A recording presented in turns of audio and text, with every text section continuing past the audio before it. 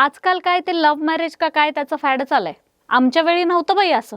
आपली संस्कृती काय, आईबाप म्हणतील त्याच्या गळ्यात माळ घालून मोकळं व्हायचं, आई वडिलांच्या इच्छेने ते होणं हेच देवाला मान्य असतं. हे असं वाक्य एखादं लव्ह मॅरेज होत असेल की कानी पडतच पडतं.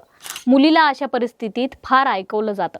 मात्र आपली भारतीय संस्कृती आणि आपला इतिहास आपल्याला अशा काही स्त्रियांची उदाहरणं ठेवून गेलाय जिथं स्त्रीचा तिच्या आयुष्याचा निर्णय हा अंतिम होता. हे वास्तव आपण आज विसरून गेलोय.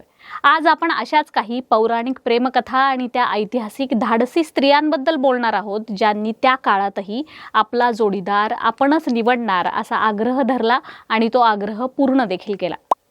नमस्कार, मी अनुजा आणि तुम्ही पाहताय कार्यारंभ. आजच्या पिढीचं प्रेम खूप बदललंय असं आपण सतत ऐकतो. पण खरंच प्रेम बदललंय का? की प्रेमात स्त्रीचा आवाज आज जरा ठळकपणे ऐकू येतोय. आज प्रेम म्हणजे फक्त मेसेज, कॉल किंवा सोशल मीडियावर दिसणारं परफेक्ट नातं नाहीये. आज प्रेम म्हणजे तू मला समजून घेतोयस का, मी जशी आहे तशी तुला चालते का, आणि या नात्यामध्ये मी सुरक्षित आहे का, असे साधे पण महत्त्वाचे प्रश्न. आजची पिढी, विशेषतः मुली, प्रेमाकडे अधिक जाणीवपूर्वक पाहतायत आणि यात काही चुकीचं आहे असंही नाही. आजची मुलगी प्रेमाकडून फार अवास्तव अपेक्षा ठेवते असंही नाही. तिला नात्यात आदर हवाय, संवाद हवाय आणि निर्णयांमध्ये समान सहभाग हवाय. त्यामुळे अनेकदा असं म्हटलं जातं की आजच्या मुली फार अपेक्षा ठेवतात किंवा प्रेमाची व्याख्याच बदलतात. पण या अपेक्षा खरंच नवीन आहेत का याचा विचार केला तर लक्षात येतं की आपल्या संस्कृतीत त्या आधीपासूनच अस्तित्वात होत्या. सावित्री सत्यवानाची कथा याचं सुंदर उदाहरण आहे.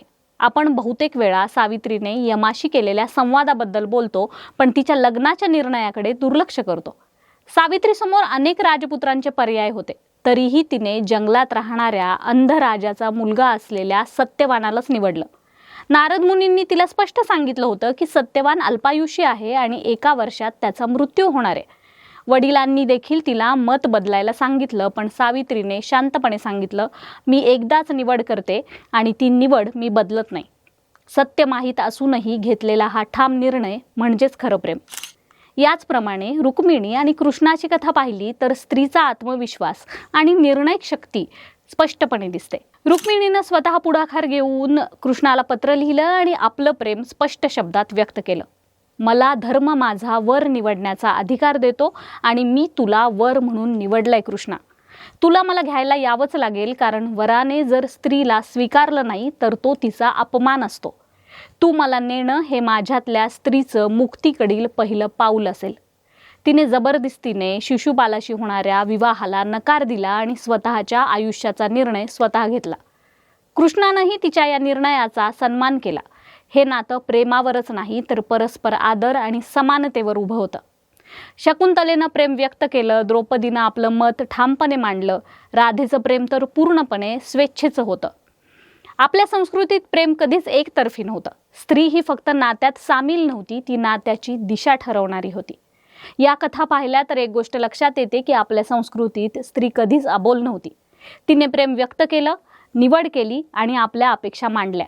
त्यामुळे आजची मुलगी जेव्हा प्रेमात आदर, स्पष्टता आणि स्वातंत्र्य मागते तेव्हा ती परंपरेविरुद्ध जात नाही, ती त्याच परंपरेची आठवण करून देते. आजचं प्रेम आणि कालचं प्रेम यात फरक आहे, पण तो मूल्यांचा नाहीये तर व्यक्त होण्याच्या पद्धतीचा आहे.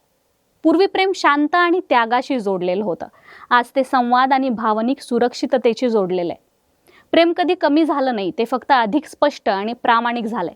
म्हणूनच आजची पिढी प्रेम बिघडवते असं म्हणण्याऐवजी आपण असं म्हणायला हवंय की आजची सावित्री आणि रुक्मिणीसारखा आवाज घेऊन स्त्री पुन्हा ऐकू येऊ लागली आहे.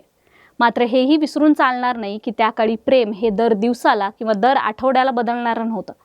त्या काळी असले व्हॅलेंटाईन्स डे वगैरे नव्हते, पण तरीही प्रेम केलं जायचं आणि ते आयुष्यभर टिकणारं होतं. हे आजच्या पिढीला समजून घ्यायची गरज आहे. आजपासून व्हॅलेंटाईन्स वीक सुरू होतोय. सगळ्यांना शुभेच्छा. तुम्हाला तुमचं खरं आणि आयुष्यभराचं प्रेम मिळो. धन्यवाद.